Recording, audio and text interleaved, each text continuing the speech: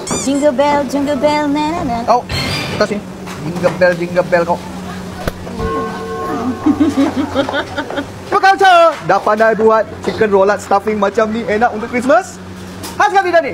Jingle, oh deh. Sediakan ayam cincang, right? Tanpa kulit ni guys. Dada boleh, paha pun boleh. Okay, kita cincang. Sebenarnya boleh terus blender, tapi blender ni macam tak cukup halus, jadi saya cincang dulu. Okay, chicken powder, susu garam, lada hitam, thyme, terus sebiji telur, cooking cream guys. Lepas itu kita blend sehingga halus guys. Okay guys, selepas dia sudah creamy begini, kita sediakan satu mixing bowl dengan roti. Sisa roti inilah, okay, apa saja roti yang ada kita pakai. Kita campurkan dengan dia punya farce ni, kita panggil chicken farce. Lepas tu kita letak toasted pistachio nut. Okay, kamu mau pakai almond pun boleh, walnut pun boleh, bergantung lah.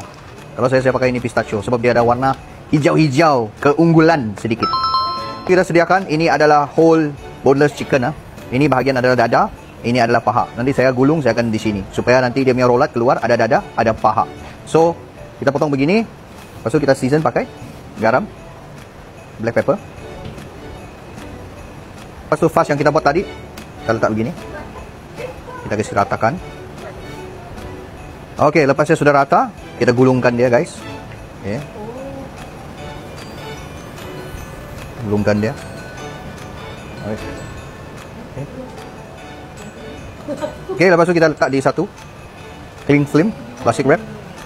Kita buat macam rolat biasa. Kita gulungkan dia. Tarik. Okey, disebabkan dia terlampau panjang, jadi kita pakai dua plastic wrap guys ya. So kita start gulung lagi balik. Right. Buang dulu angin dia.